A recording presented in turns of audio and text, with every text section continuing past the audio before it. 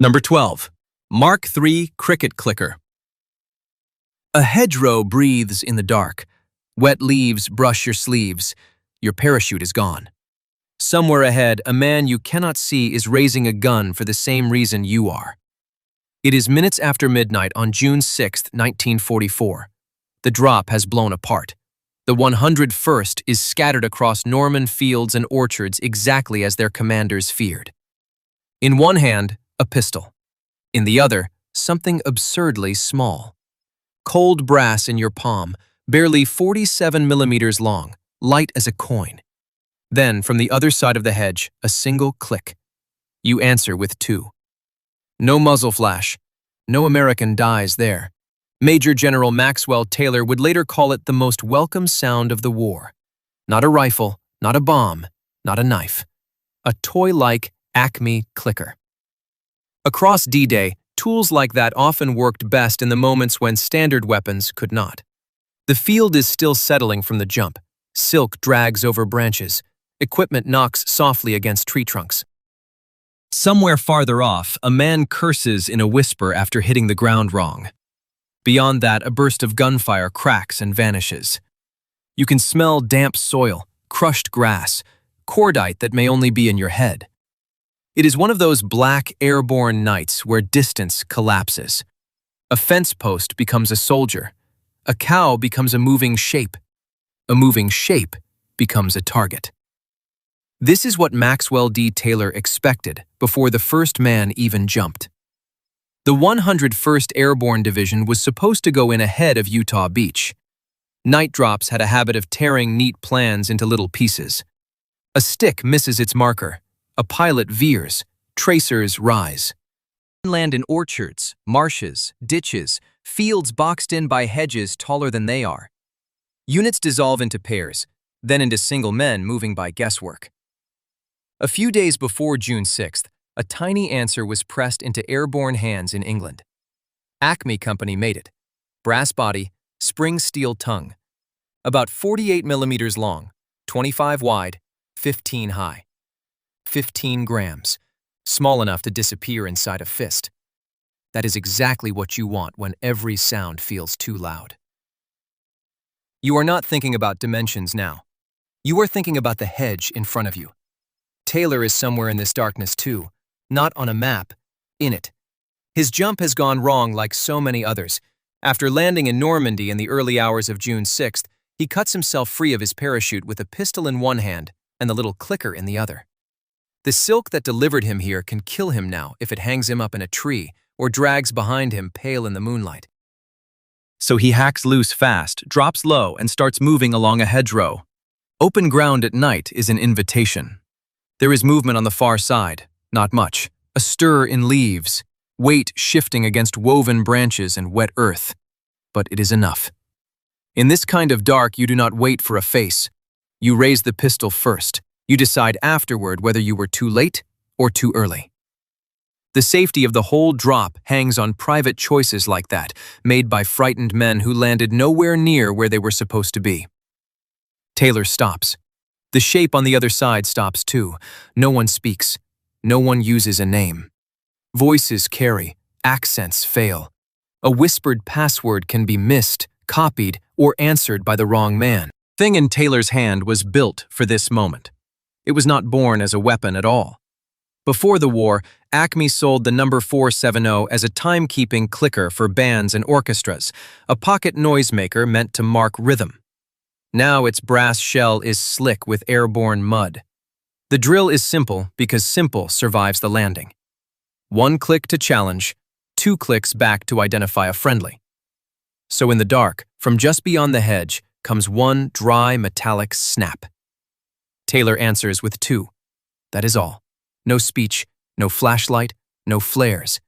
Just a sound so small it should not matter. But it does. The pistol lowers. The hedge is still a hedge. The man on the far side is no longer a target. He is American. He may be from the 101st. He may be just as lost as Taylor is. For one heartbeat in Normandy, 15 grams of brass do what all the briefing maps and drop plans could not. They make two scattered men recognize each other before fear does the talking. Around them, the same moment is breaking out in fragments all over the Cotentin. Men dropping minutes after midnight. Pathfinders first, then the main force. Some hitting their zones, many not. A trooper lands in an orchard and hears boots in the rows ahead.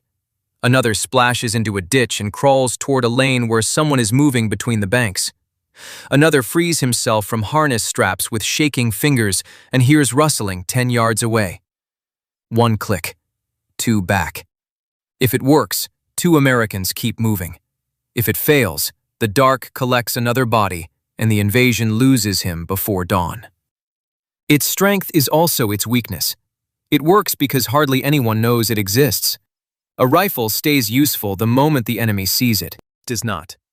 The clicker's power lives inside a secret and inside a narrow window of time. The first landing, the first confusion, the first hour when Americans are looking for Americans in country shattered into hedge-lined compartments. Every secret on a battlefield has a half-life measured in minutes. When the signal spreads, when the wrong ears learn that one click asks and two clicks answers, the little brass charm in your pocket stops being a shield. It becomes bait. So nobody lingers over it. Nobody clicks for comfort. You use it, move, listen, and keep going. Taylor keeps going. He is a major general, but rank means almost nothing in this terrain at this hour. A ditch does not care about stars on a collar. A Norman hedgerow does not part because a commander needs it to. Men who should be under him are scattered across miles of fields and villages. Beach landings are coming with dawn. German positions need to be confused, roads blocked, exits seized. But before any of that, before plans and objectives and regrouping points, there is this. One armed man in the dark trying not to kill another armed man in the dark. He would remember the sound for the rest of his life. Not engine noise, not artillery, not the ripping thunder of the invasion beginning. One click from behind a hedge. The most welcome sound of the war came from an Acme number 470, a brass orchestra clicker issued only days before D-Day. Number 11. Fairbairn-Sykes fighting knife. On June 6, 1944, at Harwell Airfield in Berkshire, War Office cameraman Leonard W.J. Harris filmed men of the British 6th Airborne Division in the last hours before they went to Normandy. The film survives in the Imperial War Museum's catalog as A7025-2. 678 feet of black and white footage, just 7 minutes long. In it, Major General Richard Gale speaks to his paratroopers. Engineers pack PIATs and ammunition. Men collect rations, grenades, radios, and invasion currency. It looks like the usual machinery of an invasion: lists, loads, deadlines. Then, inside that routine, a much smaller scene appears. A paratrooper sits and sharpens a knife. Harris did not stay on it for long. He had too much else to catch. Shortly after midnight, more than 18,000 airborne troops from the U.S. 82nd, U.S. 101st, and British 6th Airborne would be in the sky over Normandy. By the end of D-Day, more than 23,000 Allied airborne troops would have landed by parachute or glider. Those are huge numbers. But Harris's camera still found the blade. The men packing for that jump understood what came after the briefing and the loading tables. Dropped into darkness, scattered across fields, flooded ditches, orchards, and hedgerows, war could shrink to arm's length. The knife he filmed was almost certainly the most famous British fighting blade of the war, the Fairbairn-Sykes fighting knife. Not a utility tool, not a camp knife, a stiletto built for one job. About 29 centimeters long in its OSS form, narrow, symmetrical, easy to hide in a boot or strapped to a leg. Psychologically, much larger than the steel itself. Belonged to alley fights, raids, sentry removal, and close quarters panic. Its story does not begin in Normandy. It begins with one of the men who designed it, in a place far from English airfields. William Ewart Fairbairn had spent years in the Shanghai Municipal Police, in one of the most violent cities on Earth between the wars. Shanghai in the 1920s and 1930s was crowded, armed, political, criminal, and fast. Fairbairn was wounded more than once. He saw what happened when fights collapsed from gunfire into grappling distance. He trained men for that exact moment when plans fail and spacing disappears. Alongside Eric Anthony Sykes, he turned that experience into a system. Close combat stripped of ornament, built around speed, surprise, and the fact that in the dark, there is often no room for elegance. After Dunkirk, Britain began building new raiding and special operations forces. Fairbairn suddenly mattered. On November 4, 1940, a meeting took place at Wilkinson Sword involving John Wilkinson Latham, Charlie Rose, Fairbairn, and Sykes. The result was a fighting knife that looked almost archaic and completely modern at the same time. Slim blade, ribbed grip, double edge, point-first design. It was not meant to chop wood, pry open crates, or cut bread. It was meant to go in cleanly, in very little space, very fast. That narrow purpose made it fit airborne thinking perfectly. Men preparing for D-Day already carried stens, grenades, ammunition, entrenching tools, escape kits, and all the awkward weight of a night jump. But the Fairbairn-Sykes lived in a different part of the mind. A rifle is visible power. A PIAT solves a problem. This knife was for the moment after the drop went wrong, after the container was lost, after the section was split, after the map no longer matched the field you landed in.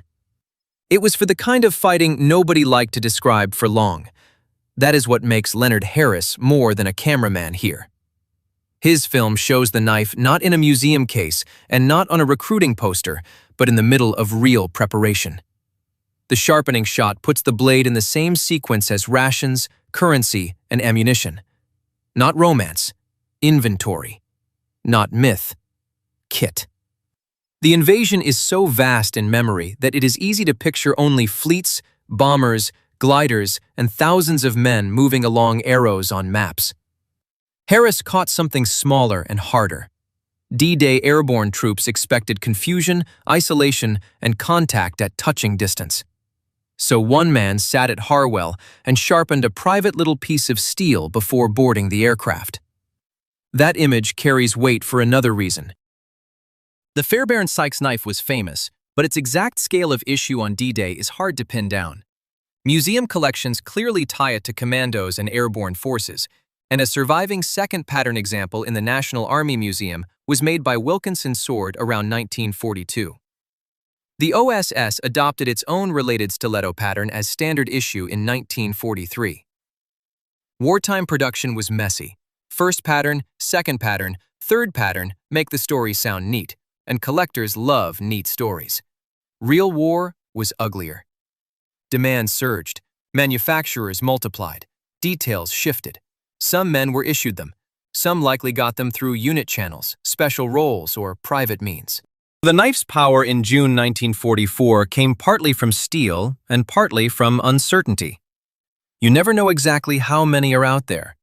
You only know that the men most likely to arrive unexpectedly in the dark seem very fond of them. That discomfort follows the knife everywhere. The tools that worked best were often the ones armies softened in paperwork or left vague in public memory.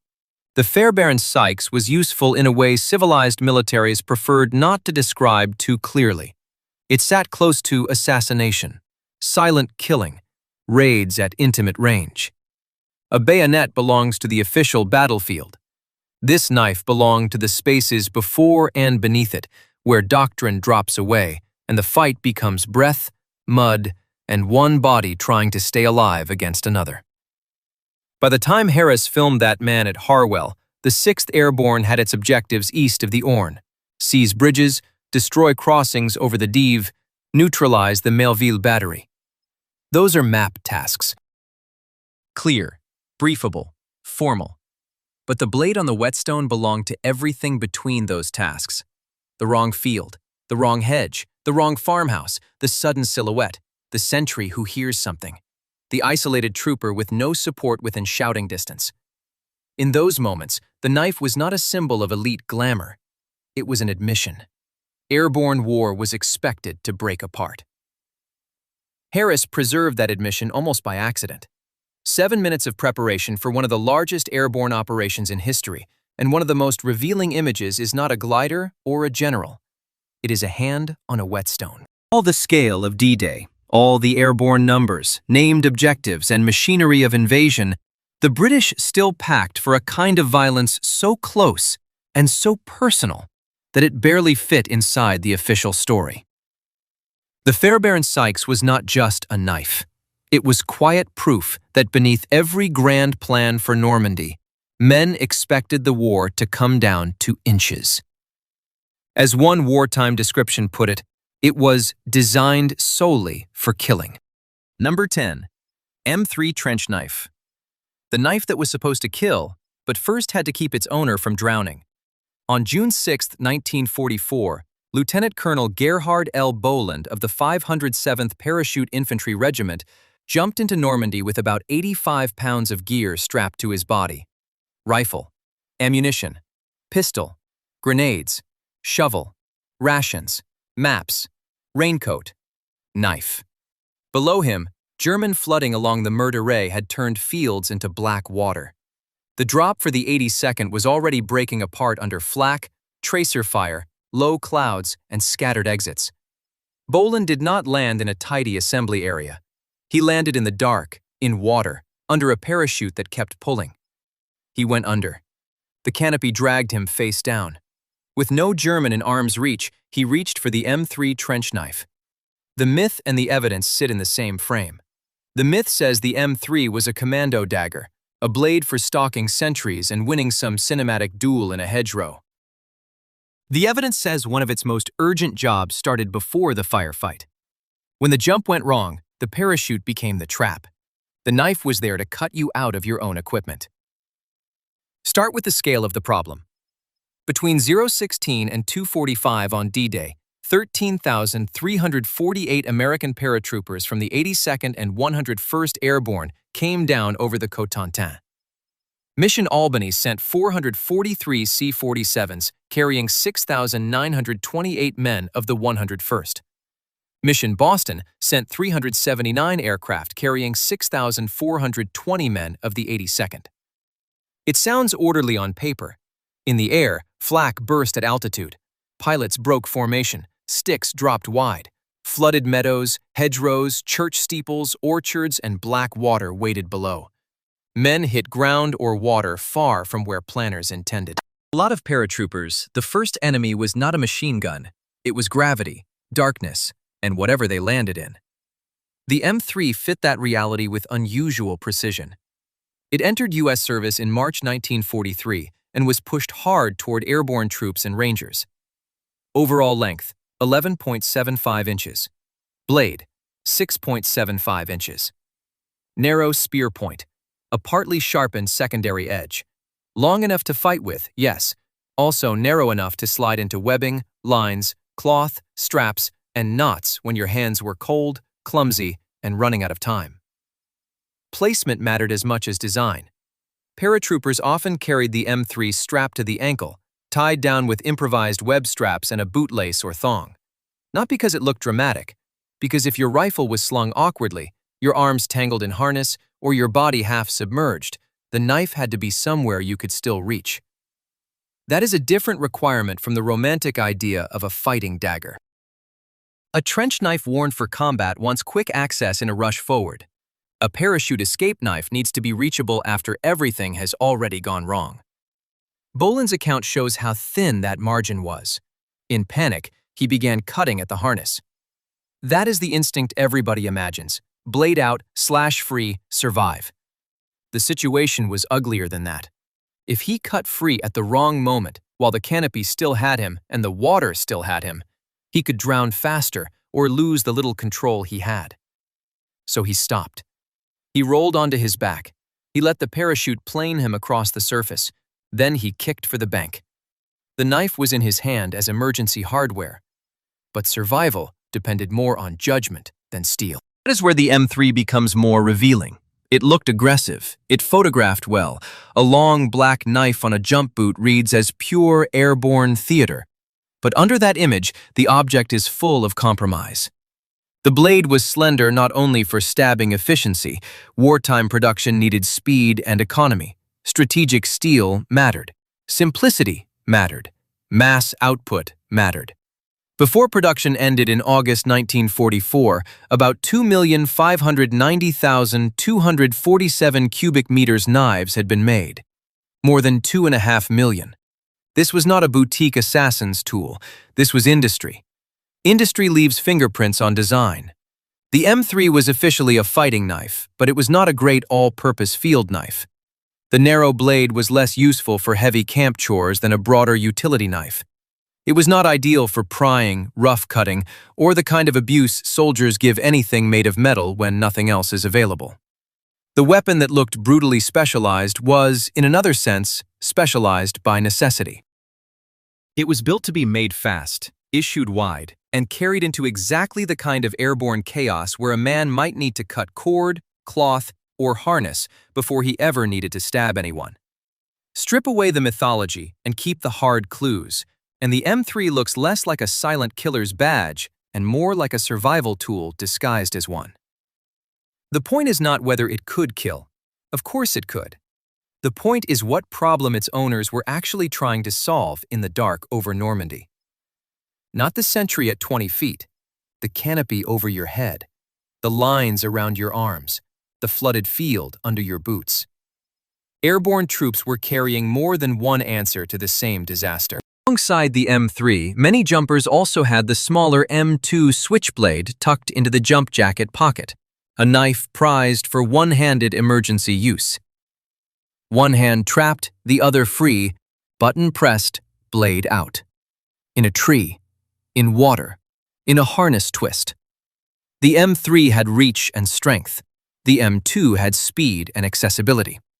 One looked like the weapon armies would rather celebrate. The other looked like the kind of practical fix that disappears into equipment lists. That is how these stories get buried. The deadlier-looking tool keeps the legend. The more useful one slips into the pocket. Back in that black water near the Mer de Ray, Boland was not acting out the poster version of airborne war. No sentry, no duel, no whispered kill. Just a senior officer, overloaded and half-submerged, trying not to die in his own parachute. That scene is worth more than a dozen recruiting images because it shows what D-Day actually did to equipment. It sorted every weapon by the first problem it had to solve. For some, that was German steel. For others, it was distance, mud, or darkness.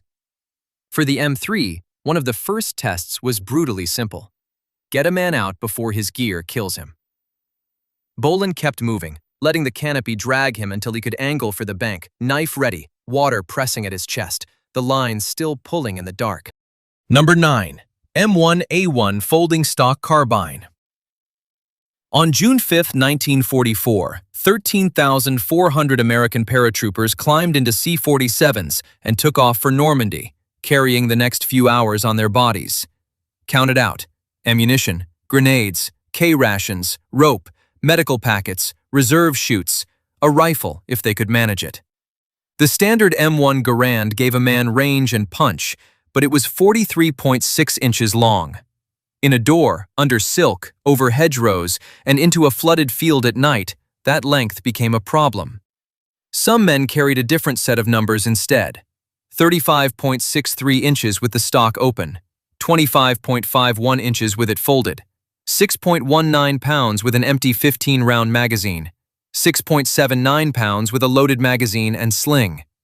That was the M1A1 folding stock carbine.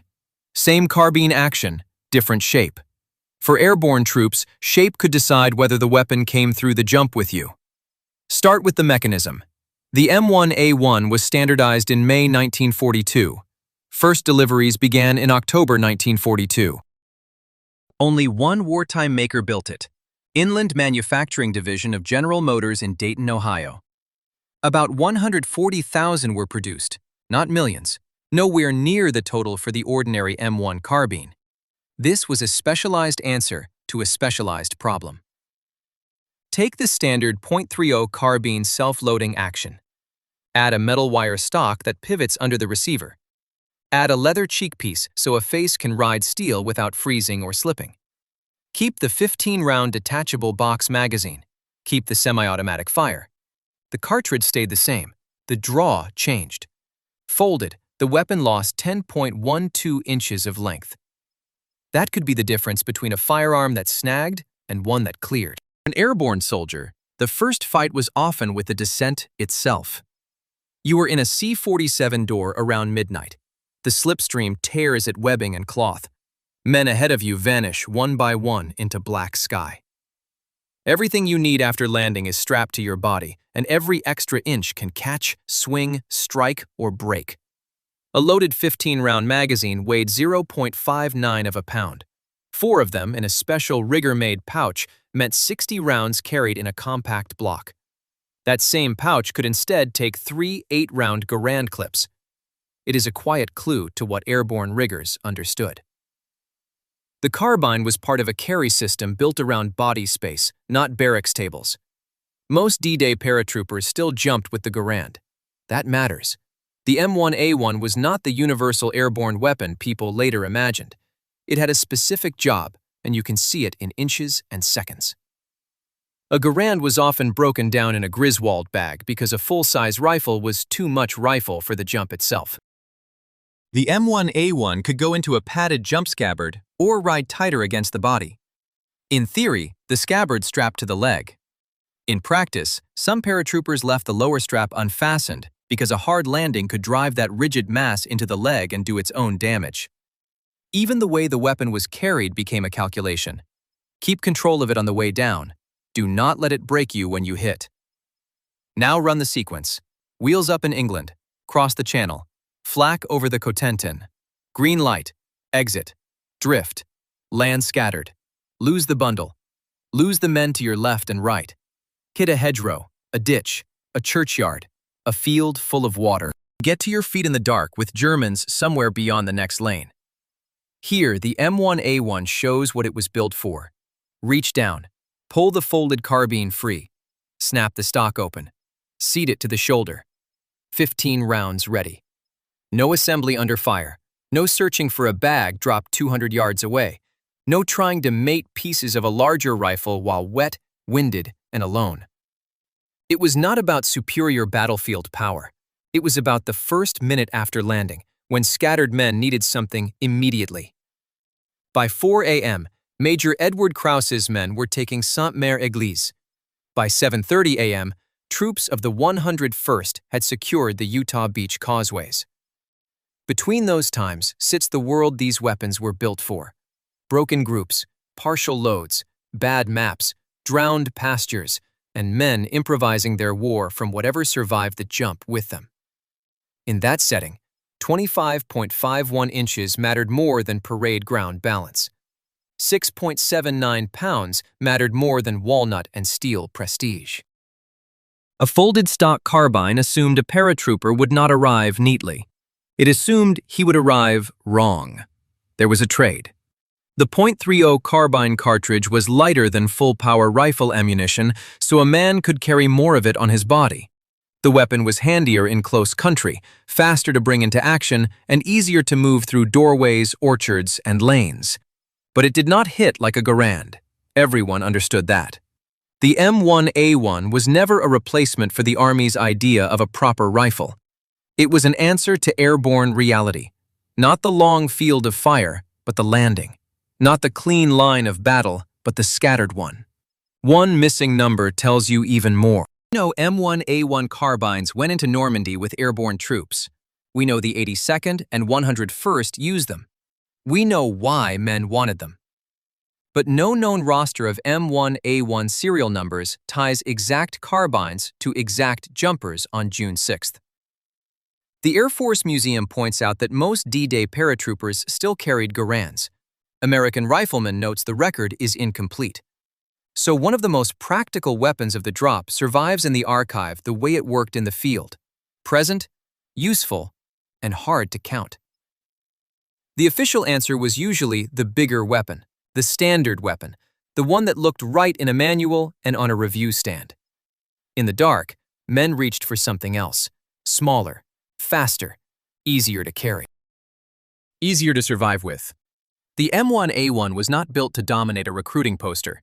It was built to clear a door, survive a jump, and arm a man before the chaos around him made the rest of his load irrelevant. Officially, it was a variant. In the first wet minute after landing, it meant the difference between arriving armed and arriving as cargo. Number 8. Sten Mk II suppressed submachine gun. Years later, veterans could still tell you exactly when the night at Pegasus Bridge stopped being silent. June 6, 1944, about 12:20 a.m. Major John Howard's men came in by Horsa glider. 6 aircraft were dragged across the channel by Halifax bombers, then cut loose for the final approach with no engine noise at all.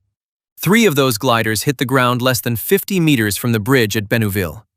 That was the miracle behind Operation Dead Stick. Arrive inside the German reaction time, land almost on top of the objective, rush the bunkers, take the bridge intact before anyone fully understood what they were hearing. Then shrink that plan down to its coldest form. Not the bridge erupting into action, but the 10 seconds before it. 1 sentry, 1 bunker doorway, 1 British figure moving in the dark. 1 weapon built for a very specific promise. Kill that man without waking the whole garrison. That weapon was the Sten Mk II. Officially, the carbine M/C Sten 9mm Mark II. The S meant special purpose. This was not a regular Sten with a tube added to the front. It was built to answer a narrow problem. How do you fire first in the dark without turning the first shot into an alarm bell? Had that promise worked perfectly everywhere it was needed, some of the first moments of D-Day would have sounded different. The ordinary Sten was already a brutally practical airborne weapon. Cheap, compact, chambered in 9x19mm, fed from a 32-round side-mounted magazine. But it was still a submachine gun, and that made it noisy in exactly the wrong way for surprise work. Normal Mark II or Mark V was ideal once the fight was open, once speed mattered more than secrecy. Lieutenant Den Brotheridge crossed Pegasus Bridge with a Sten Mark V in his hands. He was not creeping up on a lone sentry. He was charging forward. German fire killed him, and he is usually remembered as the first Allied fatality of the Normandy invasion. The suppressed Mark II belongs to the shadow before men like Brotheridge had to run. It cheated the sound at its source. Engineers ported the barrel. They bled off gas before the bullet could leave at full speed. They lightened the bolt and shortened the recoil spring so the gun would still cycle after losing that gas into the suppressor system. The result dropped muzzle velocity from roughly 365 or 366 meters per second to about 305. Below the speed of sound. No supersonic crack, no sharp whip as the bullet split the air, just the mechanical cough of the action and a muffled report the suppressor could trap. In the field, that meant something simple. A man at 20 yards might fall before the next bunker understood there had been a shot at all. That mattered because airborne surprise was never really about invisibility.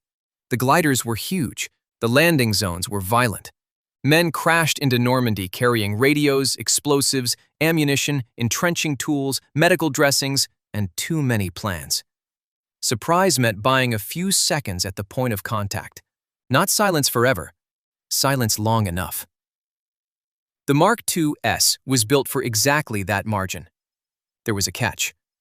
D-Day leaves a paper trail for some weapons and a fog for others. We know Howard's bridge assault used ordinary Stens, especially the Mark V. We know the loud moment came fast because a German in a bunker doorway saw British troops moving toward him and Stens opened up. The alarm became gunfire. But when you try to pin the suppressed Mark II to identifiable British airborne men in Normandy on June 6th, the record softens. The weapon is strongly associated with SOE, with commandos, with clandestine work, with resistance supply, with the kind of killing done before a battle admits it has started. It matters to D-Day because D-Day was surrounded by that hidden war. But whether specific regular airborne troops carried it into the first minutes over Normandy is harder to prove cleanly. That uncertainty belongs inside the story. The Mark II was exactly the kind of weapon armies used carefully and remembered uneasily. Wartime production appears to have reached 5,776 guns. Valor Park breaks that into 3,111 from ROF Fizzackerley and 2,665 from ROF Feel. So this was not a one-off workshop experiment. It existed in real numbers. But those numbers were still tiny beside the mass issue of standard small arms. That makes sense. The gun had a narrow talent and serious limits. Sustained full auto fire could burn out or damage the suppressor baffles. Even one full 32-round magazine dumped carelessly could do harm. This was not a room-clearing hose, not a bridge-clearing spray gun. It wanted single shots, maybe a very short burst. One man down, maybe two, then move. Official histories often compress that kind of task into a single line. Sentry removed. Put yourself there, not on the bridge in the famous photographs. Earlier, darker. You have crossed a field in the first minutes after midnight. The canal is black. Bridge silhouette barely shows. Ahead, a German shape turns in a doorway. If you fire a normal submachine gun, the whole position may wake up. If you do not fire, he may shout. The gap between those outcomes is measured in tracer, in men pinned on open ground, in a bridge demolition charge reached in time or reached too late. This helps explain why the weapons that worked best were often the ones people tried hardest to ban or bury. The quiet ones lived in a moral and tactical gray zone. They were effective because they made killing more selective, more deniable, more sudden. Armies needed that. They did not always like saying it out loud. The Sten Mk II was not the gun that took Pegasus Bridge. The evidence points elsewhere. But it explains the shape of the opening second better than the louder weapons do. It shows what airborne surprise wanted to be before reality cracked open and every muzzle on both sides started speaking at once. A suppressed Sten was built to preserve one sliver of silence in a night already coming apart. It slips through the D-Day archive the way it slipped through darkness, present around the operation, built in the thousands, technically ingenious, tactically obvious, but hard to pin to the exact hands that may have needed it most. Loud weapons leave witnesses, quiet ones leave gaps. By the time history catches up, the bridge is already captured. Brotheridge is already down. The night everyone remembers is full of gunfire. Before that remembered noise, there is another picture. A ported barrel, a weakened spring, a bullet slowed to 305 meters per second, and a man hoping one soft mechanical cough will keep an entire garrison asleep for 3 seconds more. Number 7. Number 82 Gammon Bomb. The grenade that could weigh less than a canteen cup or hit like a satchel charge. On the evening of June 5, 1944, the 505th Parachute Infantry Regiment sat sealed inside its departure airfields near Grantham, waiting for the jump into Normandy. The men were already loaded down with ammunition, mines, rations, and demolition gear. Many of them were carrying something stranger, too. A British grenade designed by Captain R.S. Gammon, first issued in May 1943. It was a cloth bag with a fuse attached, and almost nothing about it was fixed except the danger. Empty, it weighed about 340 grams. Filled for a hard target, it could take up to 900 grams of explosive. Same body, same pocket, completely different result. Airborne troops could not haul a neat catalog of specialized tools. They needed one thing that could become several things. A light charge for men in a trench, a heavier one for a vehicle, more for an obstacle, more still for a wall or roadblock. The number 82 solved a logistical problem by changing with the target. It also sat right inside a larger truth about this operation. The tools that worked best were often the ones armies treated as awkward, dangerous, and easier not to talk about. What strips away any romance from the Gammon bomb is not a training pamphlet. It is a casualty record. Just before takeoff at Spanhoe in Headquarters Company 1st Battalion, a Gammon grenade detonated among men and ammunition. The names remain clear on the page, even if the scene did not. Private First Class Robert L. Leakey, Private Pete Va, Corporal Kenneth A. Vaught, Private Eddie O. Mielberg, who died later. 4 men were lost before France, before the first drop zone, or a single hedgerow or crossroads fight. The regiment had come to the airfield to begin Overlord. Instead, one of its own demolition tools tore through the stick while they were still on English soil. After that, the technical details stop sounding clever. They start sounding personal. The number 82 used a number 247 modified always percussion fuse. It was an impact grenade, but not in the simple, familiar sense of a metal egg you throw on. Its cloth body had to be filled. Its fuse had to arm. One detail in the manual stands out at once.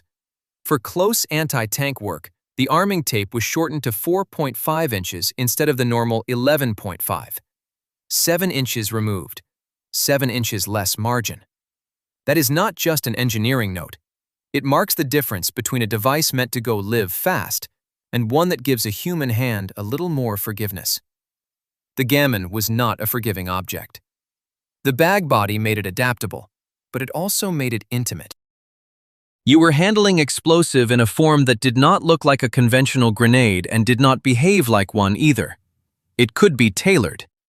That was exactly why airborne troops valued it. But tailoring meant judgment, filling, familiarity, and calm hands under pressure. On a departure field packed with men, kit, and live ammunition, that same flexibility could turn vicious. By the logic of the file, Normandy should have finished it. Men had died before takeoff. You expect the paperwork to turn against the weapon. It did not. After the jump near Sainte-Mère-Église, after the confusion of scattered sticks, flooded fields, and the first brutal hours inland, the official 82nd Airborne debriefing still judged the loadout very satisfactory. 1 Gammon grenade and 2 fragmentation grenades per man. Not acceptable. Not regrettable, but necessary. Very satisfactory. That does not sit neatly in the file. A weapon dangerous enough to kill 4 paratroopers before takeoff still remained, in combat judgment, worth carrying. What did the Gammon give them that outweighed that risk? Start with weight. Even loaded, it was still a compact answer to several different problems. Airborne soldiers lived under a kind of math ordinary infantry did not. Every pound affected the jump. Every extra specialized tool meant something else got left behind. The Gammon let 1 man carry a grenade that was also, in effect, a demolition charge. Not a perfect one, not a safe one, a flexible one. On D-Day, flexibility often marked the difference between an objective reached now and an objective reached too late. Then there is the target set. A conventional fragmentation grenade is good at one job. The Gammon could be scaled. Lightly filled, it could hit personnel. Packed heavier, it could damage vehicles or smash obstacles. That mattered because the airborne mission was full of small, ugly, inconvenient targets. A machine gun nest behind cover, a blocked lane, a vehicle at the wrong crossroads, a charge to place when no proper demolition team had landed nearby. The number 82 was not elegant. It was a workaround carried in a pocket. The strangest testimony attached to it comes from the field. Dean Schlemmer of the 508th Parachute Infantry later recalled that men shaved off bits of C2 plastic explosive to heat coffee and K rations in foxholes. His memory of Normandy is almost absurd in its calm practicality. The Gammon grenades got smaller day by day. You can feel the frontline logic in that line. A weapon built for sudden violence becomes, in a hedgerow line, a source of heat. Not because anyone forgot what it was, but because airborne troops used whatever they had. A cloth grenade could be an anti-vehicle charge one day and a field stove the next. The same feature that made it useful also made it hard to classify cleanly. It was not simply a grenade. It was stored possibility. The paperwork around its life after the war goes fuzzy in a revealing way. One source says the number 82 was introduced in May 1943 and declared obsolete in 1945. Another says remaining stocks stayed in service inventories into the 1950s before being removed and destroyed. The dates do not line up neatly. The contradiction still says something. Weapons like this often disappear twice. First officially, when armies decide they no longer want to issue them. Then physically, years later, when the old stocks are finally emptied out. The file closes long before the last example is gone. That ending fits the Gammon bomb. At Spanho, it was a catastrophe. In Normandy, it was very satisfactory. In the field, it could be shaved down for coffee. It becomes obsolete in 1 year and lingers into another decade. Nothing about it stays in a clean category, safe or unsafe, grenade or demolition charge, essential or unacceptable. It was all of those at once. These usually lower their voice around tools like that. The number 82 was a bag of explosive with a shortened fuse margin and a very good reason to survive the jump. 4 men died proving the first part. The 82nd kept carrying it because the second part was true. Number 6. Hawkins Mine, June 5, 1944. Greenham Common, about 1900 hours. The men of E Company, 502nd Parachute Infantry Regiment, are already painted up, overloaded, and waiting to board for Normandy. You know the picture, even if you do not know the names. General Dwight D. Eisenhower walks down the line, faces blackened, helmets netted, packs hanging everywhere. It looks calm only because the camera froze it. Step into it for a second. You are standing there with what commanders privately feared could mean 50 to 75% casualties in the next 24 hours. Not someday, by tomorrow. The Supreme Commander stops in front of your jumpmaster, First Lieutenant Wallace Strobel. Strobel is marked with a cardboard sign reading 23, chalk 23. Eisenhower asks where he is from. Strobel says, Michigan. Eisenhower talks about fishing there. Then he asks if he is ready. People remember that exchange because it sounds ordinary, 2 men talking before extraordinary violence. But look lower, at the gear. Strapped to legs and webbing are objects that seem almost improvised, as if airborne troops were packing a toolbox from 3 different wars at once. In that jumble sits the Hawkins mine, a British number 75, a rectangular anti-tank charge weighing just 1.02 kilograms, about 2.2 pounds, small enough to jump with and nasty enough to stop a vehicle. That mattered because these men were about to land without tanks, without proper artillery support, and often without any promise they would land where they were supposed to. Strobel himself ended up in Normandy, cutting himself out of a tree several miles from his intended drop zone. The problem was simple. You are scattered in the dark and a German truck or half-track comes down the road. What do you fight it with? The Hawkins was one answer. A strange one, which is exactly why it suited airborne warfare. It entered British service in 1942, after Dunkirk made one fact impossible to ignore. If you do not have enough anti-tank guns, you find other ways to damage tanks. The British made a flat, compact charge about 150 millimeters long and 75 millimeters wide, filled with roughly 450 grams of ammonal, or TNT. Small by artillery standards, but it was not meant to level a bunker by itself. It was meant to do something meaner. Break mobility, crack a track, blow a wheel station, turn a road into a pause. That fit airborne troops perfectly. They did not always need to destroy every vehicle. They needed to delay movement at the exact wrong place.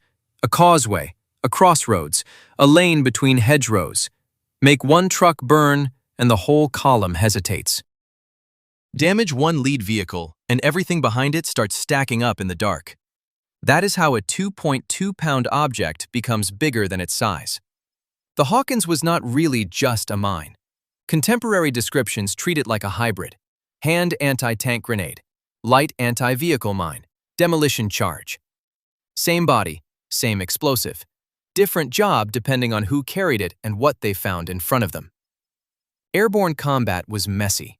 Men jumped with what they could strap to themselves, and the best tools were often the ones that refused to stay in one category. Picture the first hours after midnight on June 6th. You are wet, alone, and nowhere near the nice, clean arrow on the planning map. No gun crew, no truck, no engineer park. What survived the jump with you? A Hawkins mine makes sense now in a way it never does in a museum case. It is flat, portable, versatile. You can place it. You can rig it. You can use it against the road itself, or the thing trying to use the road. For troops whose mission was to seize exits, block reinforcements, and hold until the beachhead linked up, that flexibility was not a bonus. It was the point. That leaves a visual clue hiding in plain sight in the Eisenhower scene. People look at those paratroopers and think of rifles, knives, maybe grenades for close fighting. But the mission was larger than shooting infantry in a field. These men were being sent ahead to interfere with movement, to jam the machine before the machine even reached the beaches. The Hawkins tells you that just by being there. There is one complication. The famous photo has generated modern captions that confidently identify a 2.2-pound Hawkins strapped to a paratrooper's lower leg. That is probably right. Probable, not perfectly proven. The strongest primary catalog descriptions of the photograph identify the unit, the place, the moment. Eisenhower, Strobel, Chalk 23. They do not neatly label every piece of gear in frame, so it is worth being precise. The object is consistent with a Hawkins. The context absolutely fits a Hawkins. But the exact individual carrying the clearly visible one in that image is harder to lock down than later retellings like to admit. That uncertainty tells you something useful. These compact, odd little weapons were everywhere in airborne loadouts, yet easy to lose inside the larger legend. Big guns get named. Famous rifles get remembered. Flat British anti-tank charge tied onto a man already buried under parachute gear becomes background detail. In the field, background detail is sometimes the thing that keeps a road closed for another hour. Armies kept seeing value in it long after 1944. The Hawkins stayed in British service until 1955. The Americans developed a derivative, the M7 light anti-tank mine. That is not the afterlife of a useless improvisation. It is what happens to a design that solved a stubborn problem too well to ignore. Small charge, lightweight, multiple roles. Exactly the sort of weapon institutions love in wartime and struggle to describe cleanly afterward, because it blurs the line between grenade, mine, and sabotage tool. Go back to Greenham Common. Eisenhower is still there. Strobel is still holding his cardboard 23. The men are still calm in that eerie pre-jump way. But now, the loadout reads differently. Not just weapons for a firefight, tools for ambush, blockage, and denial. Little devices meant to make roads fail at the worst possible moment. Hours after that conversation with Eisenhower, Strobel was hanging in a tree in Normandy, cutting himself free in the dark. The plan had already broken apart. The mission had not. For that mission, a flat 2.2-pound British charge made perfect sense. As one National Archives caption put it, Eisenhower is talking with First Lieutenant Wallace C. Strobel prior to the men boarding their planes for the airborne assault on Normandy. Number 5. Bangalore torpedo. On June 6, 1944, the paperwork was already settled. The U.S. Army's M1A1 Bangalore torpedo had been in service since February 1943. It was a steel tube system descended from a device first designed in 1912 by Captain R.L. McClintock with Indian Army engineers at Bangalore. One section measured 5 feet. One section weighed 13 pounds, with roughly 9 pounds of explosive packed inside. A standard crate held 10 sections, 10 connecting sleeves, and a nose sleeve, for about 176 pounds total. It sounded simple in a manual. On Omaha Beach, it had to work while men fired straight into your face. Roland Chason of Company B, 1st Battalion, 16th Infantry Regiment, 1st Infantry Division, comes ashore into that noise with one specific job. Not to charge a bunker, not to plant a flag. Handle the Bangalore. The beach is already broken into pockets. Sand, shingle, wire. Men pinned wherever the ground gives them even a few inches. Chason's group ends up near a wash and a culvert, the kind of shallow feature that looks like cover until bullets start raking over it. Then it turns into a trap. Every time somebody lifts his head, German fire snaps down again. The exits inland are still blocked. The men behind him need a way through. The men beside him need a way through. The timetable depends on openings that do not yet exist. Farther west and east, thousands of airborne troops are fighting the same problem from the other side. More than 13,000 American paratroopers had gone into the Cotentin in about 925 C-47s. The 101st's Pathfinders jumped at 12:15 a.m. By noon, the 101st would secure the 4 beach exits and causeways behind Utah. At Omaha, on open sand under direct fire, the problem is more immediate. Wire first, then movement, then maybe survival. Chason is ordered to open a gap. He and another soldier get to work on the tubes. A Bangalore is not a rocket. It does not fly. It has to be built section by section, with steel sleeves joining one length to the next. Sand sticks to everything. Rounds keep cracking overhead. You carry it in pieces because nobody wants a 50-foot explosive pole on the way in. So the assembly happens here, now, in the surf line and the grit, while men try to make their bodies as small as possible. The motion is ugly and mechanical. One 5-foot section, then another. Slide the sleeve on, lock it. Another section, another. 13 pounds each before you even count what fear does to weight. The thing grows in front of them like an obscene fishing rod made of steel and TNT. The wire ahead is not a neat fence. It is coiled, layered, tangled. It is the kind of obstacle that makes infantry stop, bunch up, and turn into targets. Cutters would mean crawling right onto it. Hand charges would mean getting even closer. The point of the Bangalore is distance. Not much, just enough. Enough to let a man stay back in whatever bad cover he has and push the explosive toward the obstacle instead of bringing his own chest to it. That still takes skill.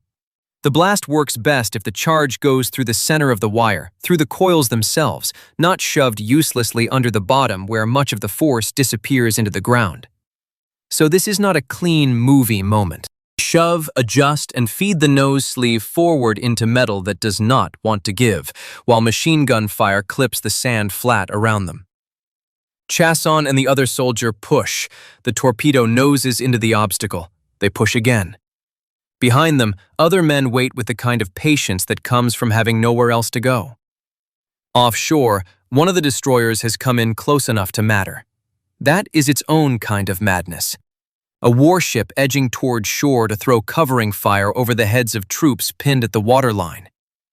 Every shell from offshore hammers at the German positions above the beach. It buys seconds, maybe half minutes, maybe just confusion. Seconds are enough if the wire goes. The Bangalore is far enough in now. Somebody sets it off. The explosion is not surgical. It rips outward in sand and smoke and snapped metal, a dirty, low blast that punches a hole through the obstacle line. Barbed wire jumps and collapses, posts twist, coils tear apart. For a moment, the beach has an opening where there was only stoppage. The opening is narrow, not a grand avenue. Later descriptions of the M1A1 talk about a mine-clearing footpath only about 0.6 meters wide. That tells you what the weapon really makes, not safety, just a sliver. A man-wide answer to a beach-wide problem. Men start moving through in small groups. Not a charge, not a wave. Small groups, a few at a time, because the breach is only so big. Everybody on Omaha learns the same lesson at once. If too many bodies bunch at one gap, the gap becomes another killing zone. They move in pieces, using the destroyer's fire, using the smoke, using whatever tiny interruption the blast has forced into the German line.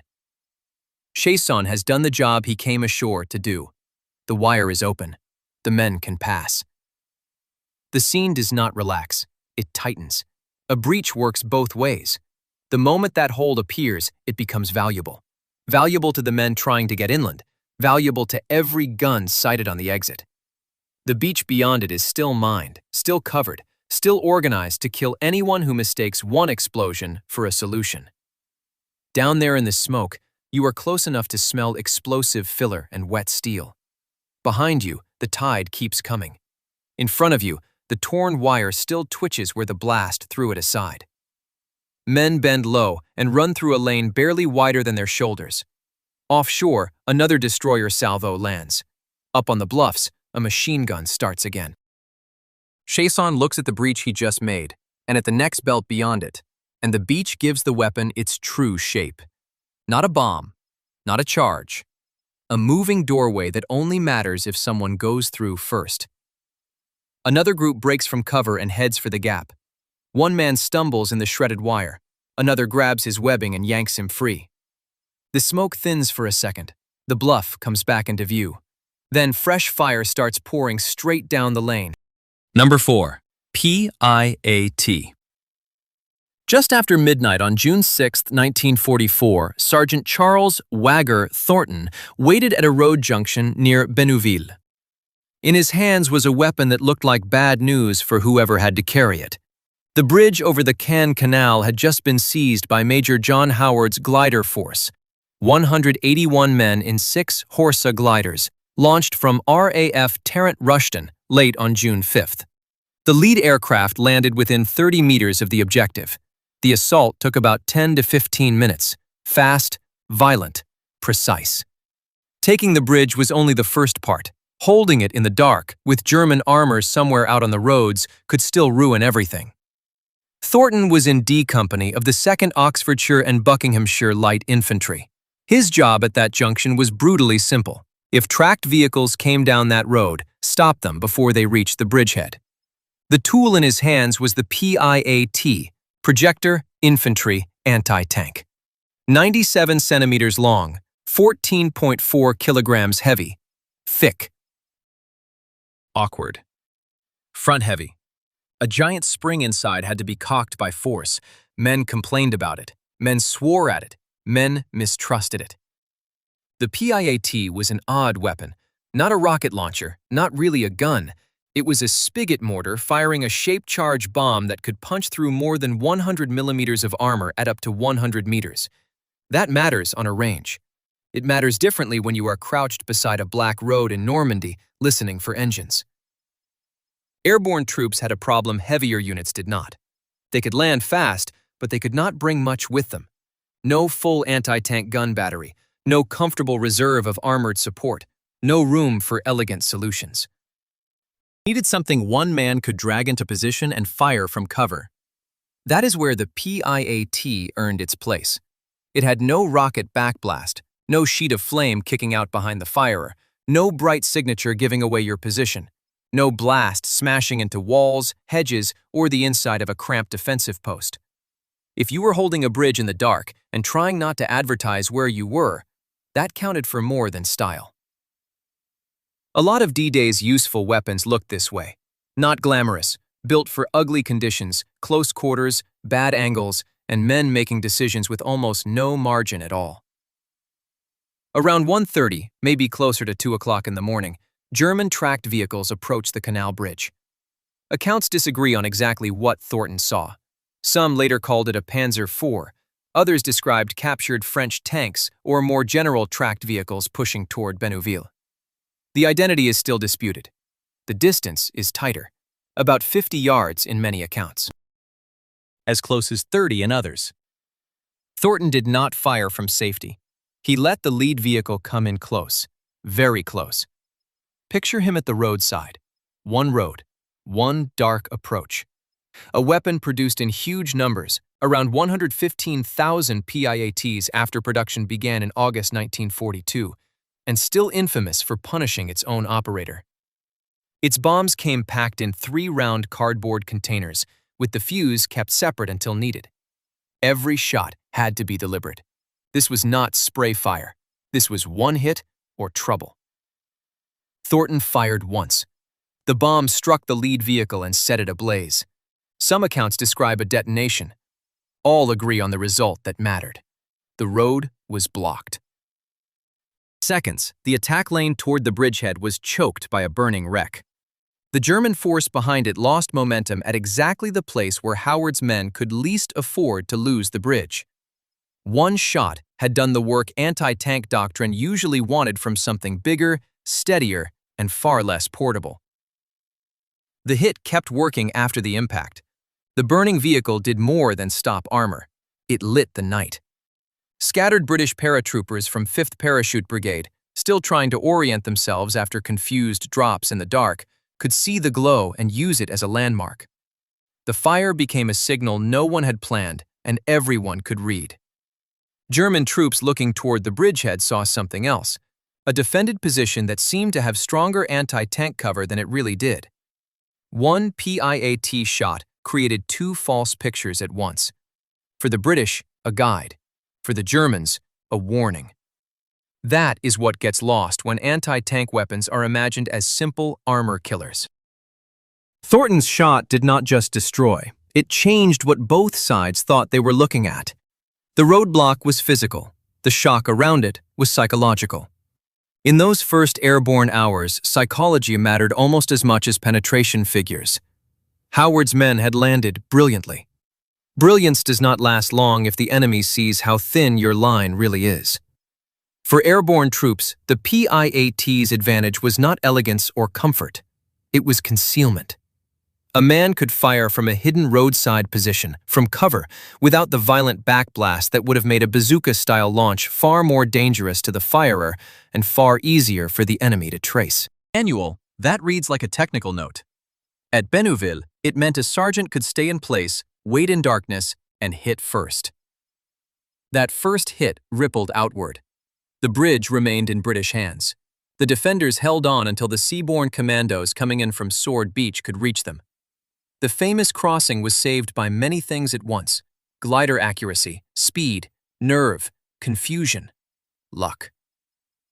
At the road junction, one of the key answers to German armor was this ugly 14.4 kilogram contraption that so many soldiers distrusted. Officially, the PIAT was an infantry anti-tank projector. 97 by 13 by 44 centimeters, over 100 millimeters of penetration, buildings out to 320 meters, one more line in the Allied inventory. On the road to Pegasus Bridge, in the hands of Charles Thornton, it was a concealed ambush tool. One shot, one burning vehicle, and a bridgehead that looked stronger than it really was. Number 3. M1A1 Bazooka. On June 13, 1944, outside Carentan, Lieutenant Harry Welsh and Private John McGrath of Easy Company ran into open ground with the bazooka as German armor pushed at the American line through the hedgerows. Easy had helped take the town. Now the counterattack was hitting hard. Richard Winters remembered the company isolated on the line, the left flank under pressure, a tank trying to force its way through. Welsh and McGrath did not stop it with some miracle weapon.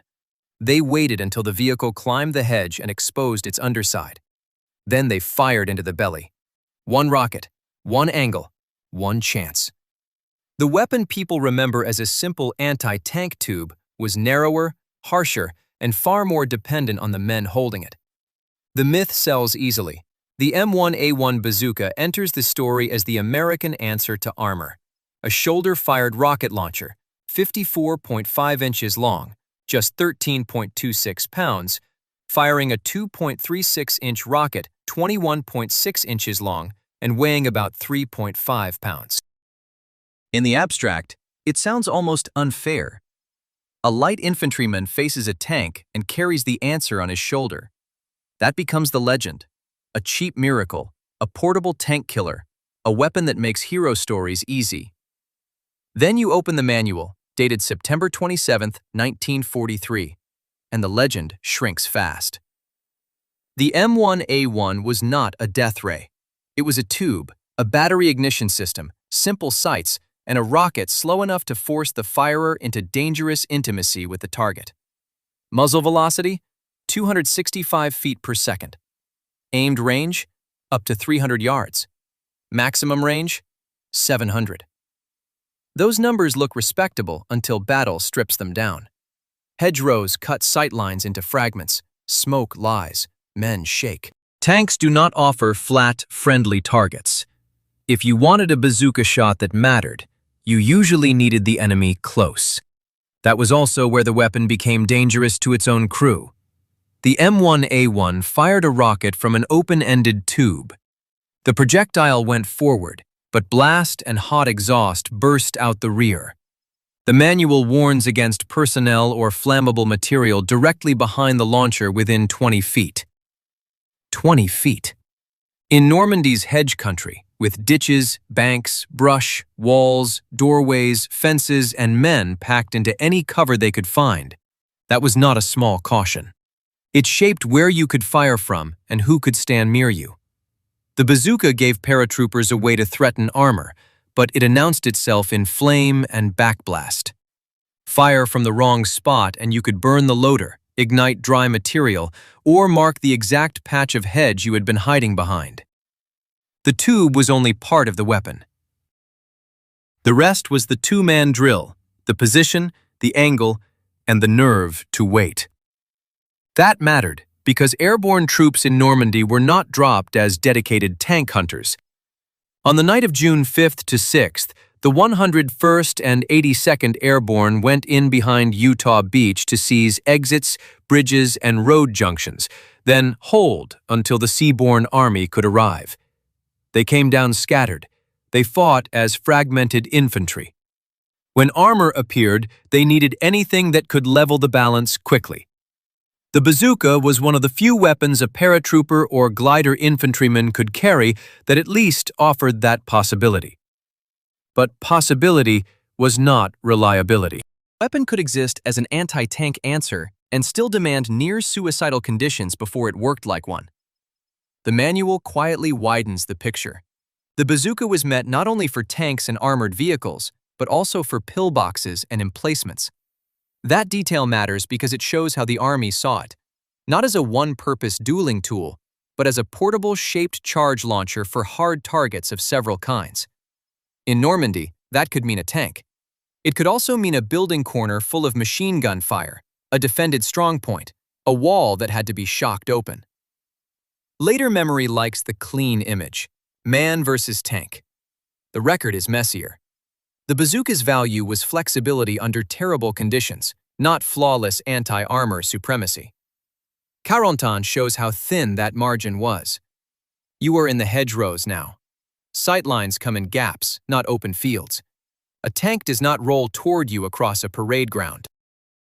It arrives in pieces, sound first, then track, then turret, then a slab of armor between leaves and dirt banks. Fire too early, and you hit the strongest part, or miss. Fire too late, and it is on top of you. Fire from the wrong angle, and the backblast marks your position before you can move. Welsh and McGrath did the part the myth usually cuts away. They exposed themselves and waited for geometry. Winter's account matters because it strips the bazooka story to essentials. Not a distant shot, not a cinematic duel. Two men on a line that may not hold, a tank pressing the flank, and a decision to let that vehicle climb enough to show its underside. That underside was the opportunity. Not because the bazooka could punch through anything from anywhere, but because armor is never equally strong from every direction. The hit mattered because the target became vulnerable for a moment in exactly the way the firers needed. That is the whole case. The bazooka did not defeat the tank by itself. Exposure defeated it. Timing defeated it. Human nerve bridged the gap between a 13.26-pound launcher and several tons of armored momentum. There is one complication worth keeping in view. The memoir identifies the weapon as a bazooka, but the exact variant used by Welsh and McGrath at Carentan is not firmly pinned down at the variant level. A 2.36-inch bazooka, yes. The specific launcher beyond that is less certain. That uncertainty does not weaken the point, it sharpens it. People remember the weapon's name. The record preserves the act. What slips away is the technical neatness later storytellers want to impose on it. The act is what matters. A bazooka team in Normandy carried a weapon that could hit tanks, armored vehicles, pillboxes, and emplacements, but only if the crew solved a chain of problems in seconds. Distance, line of fire, exposure, backblast, and whether there was still enough nerve left to stand up when the target was already coming.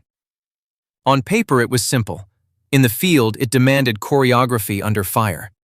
So no, the M1A1 bazooka was not a magic wand dropped into Normandy to equalize armor.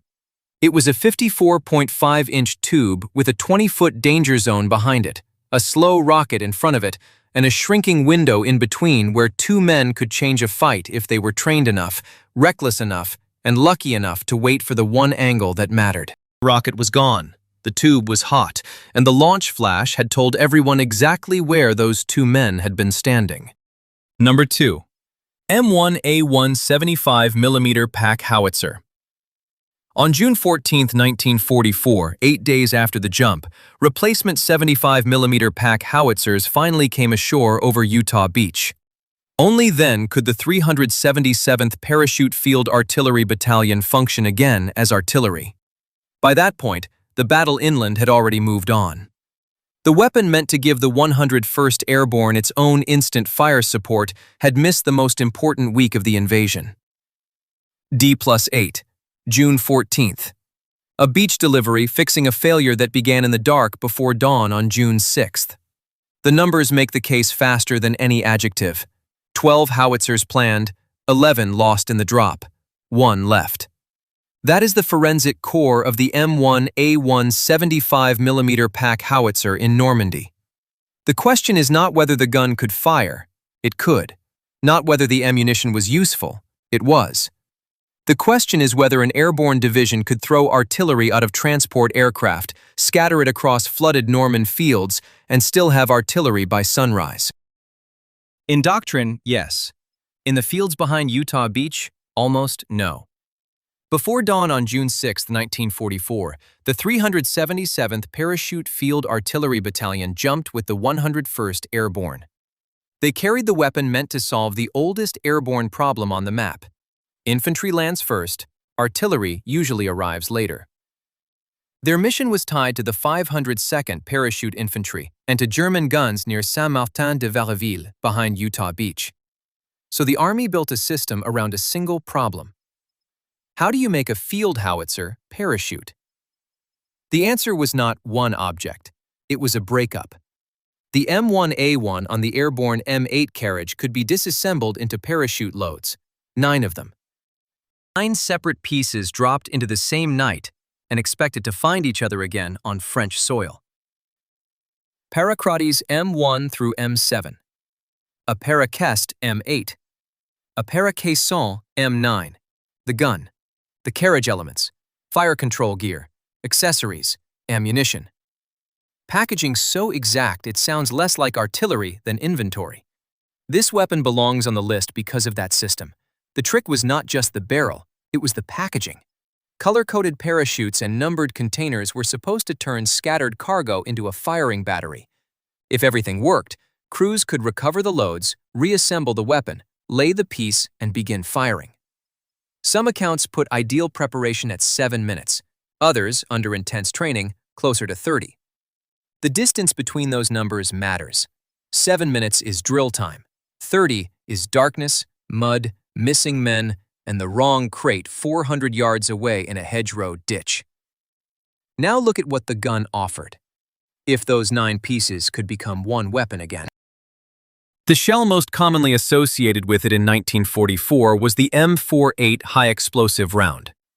Projectile weight, about 14.70 pounds.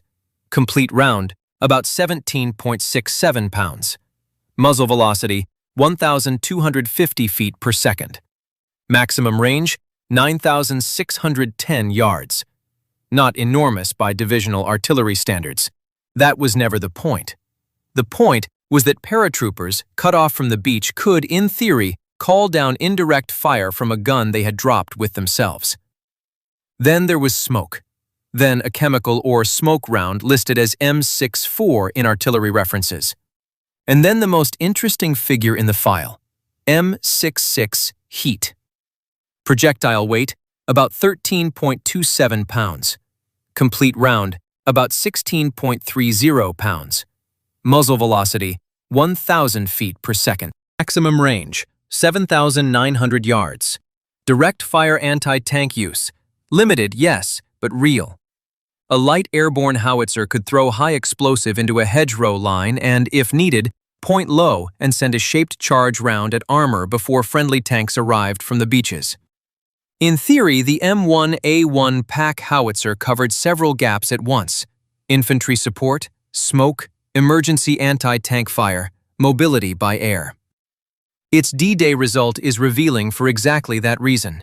Weapons are judged by what they let units do on the one morning that matters, not by what manuals say under clear skies.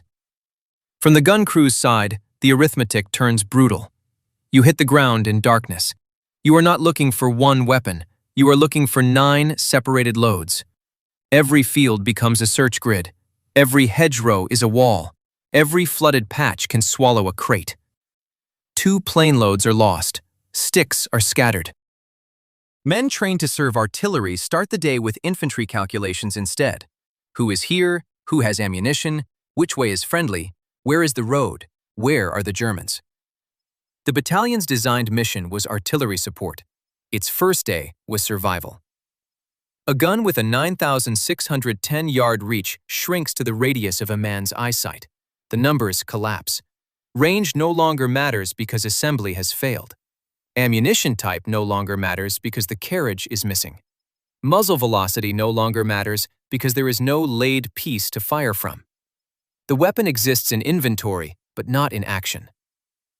Near Ravenoville on D+1, Lieutenant Thomas Swerczynski and 33 artillerymen of Battery A accepted the surrender of 130 German soldiers. 33 to 130. Picture the scene for what it was. Not a battery laying guns, but artillerymen standing as infantry because their battery was gone as a battery. They did not become useless. They became something else. That is the part to hold on to when people picture airborne weapons as elegant technical answers. The M1A1 was elegant. The drop system was ingenious. The ammunition mix was flexible. Airborne war punished dependency chains, and this gun had a long one. Aircraft on course, loads released correctly, containers surviving impact, crews landing near enough to find them, enemy pressure low enough to assemble, terrain permissive enough to move parts. Break even 2 or 3 links, and the gun turns into a set of expensive promises lying in different fields. It still counts as a secret weapon, not a failed idea, because when the system came together, it gave paratroopers something rare in 1944. Organic artillery, light enough to travel by air, versatile enough to fire HE, smoke, and heat, and compact enough to be broken into 9 loads instead of dragged in one piece. It was built to erase the time gap between landing and fire support. That gap killed airborne plans. On D-Day, it killed this gun. The wider pattern runs through the whole arsenal. The weapons that worked best were often the ones armies tried hardest to hide, deny, or file away afterward.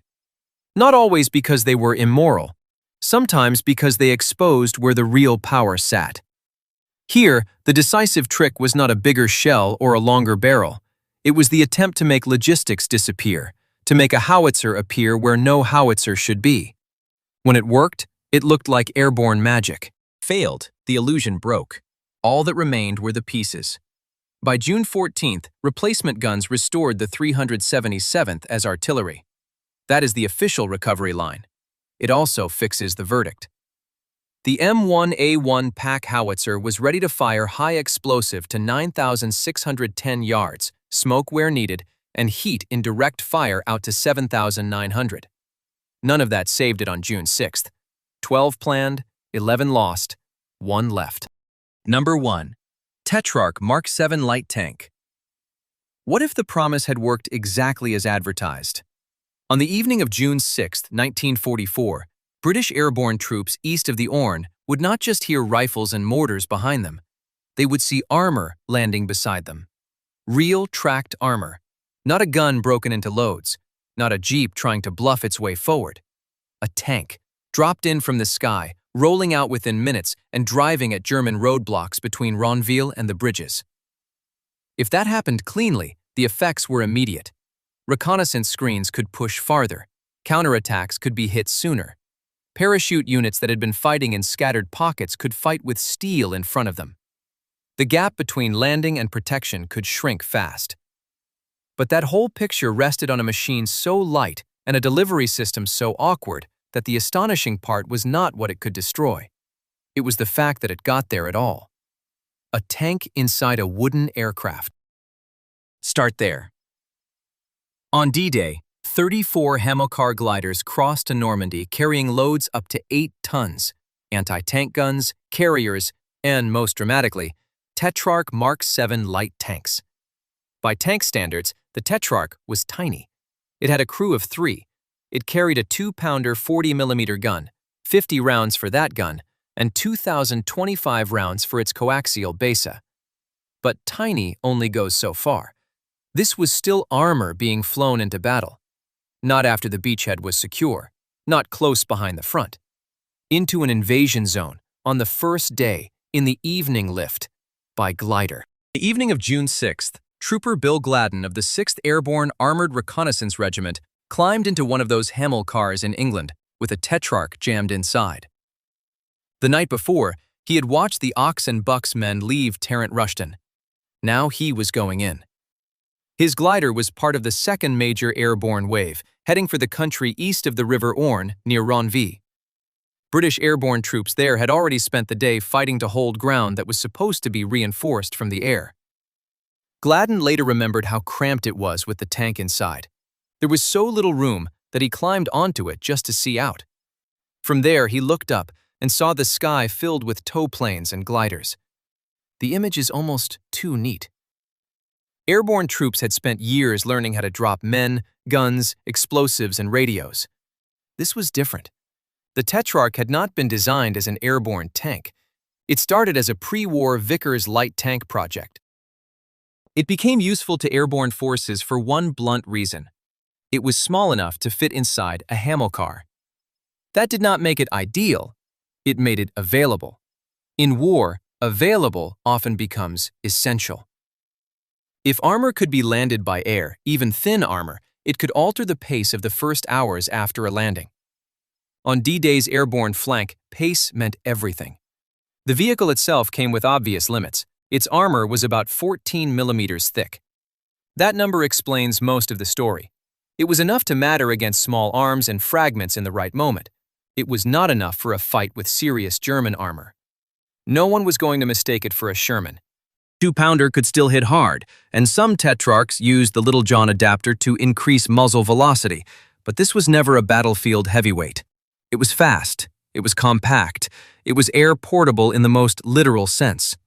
It solved the same basic problem as the pack howitzer, just from a different direction. How do you give airborne troops immediate force that should not be there yet? Some of the weapons later treated as footnotes are the ones that show the trick most clearly. The point was not always raw destructive power. Sometimes it was getting force into a place where doctrine said it could not exist. Inside the glider, none of that sounded grand. The tow rope mattered. The pilot mattered. Weight distribution mattered. Gladden later said that when the rope was released, he was told not to move because even shifting his weight could upset the landing. That was the reality of it. He was riding to war on top of a tank inside a wooden glider, under orders not to twitch. Then Normandy rushed up and he landed spread-eagled on the Tetrarch. That is the hard fact under the glamour. Armor from the air sounds like a complete capability. In practice, it was a chain of narrow tolerances. The Hamilcar had to survive the crossing. The release had to come at the right moment. The landing zone had to be clear enough. The glider had to touch down without wrecking its cargo. Then the cargo had to get out and move through ground already clogged with parachute silk, crash debris, traffic, and units trying to sort themselves out under pressure. Break enough links in that chain, and the tank is just cargo trapped inside a broken box. Some of those links did break. Tetrarchs landed around 2100 to 2130, and the conditions on the ground were nothing like a clean demonstration. Parachute canopies blocked routes, landing zones were crowded, some gliders crashed. Once the tanks were out, their thin armor set clear limits on how boldly they could be used. So the airborne tank that looked like a tiny armored breakthrough force became something more restrained and more practical, a reconnaissance and fire support vehicle. It was fast enough to get where infantry needed help. It was armed well enough to threaten light opposition and suppress strongpoints. It mattered, but not in the dramatic way the concept suggested. The exact count on D-Day is still murky in surviving summaries. Some sources stress 20 Tetrarchs as the regiment's strength. regimental headquarters with 2, squadron headquarters with 3 close support tanks, and 5 troops of 3 tanks. Others stress the number of Hamilcars in Operation Mallard, or a smaller count in one lift.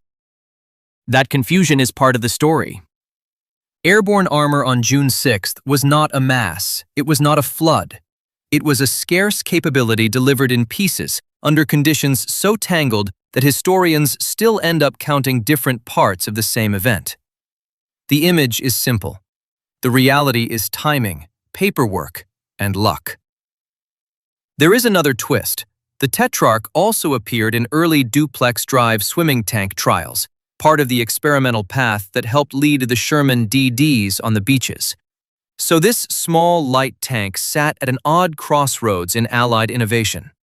It pointed toward armor that could come in from the sea under its own devices, and it also became armor that could arrive through the air by glider. Ambitious. Ingenious.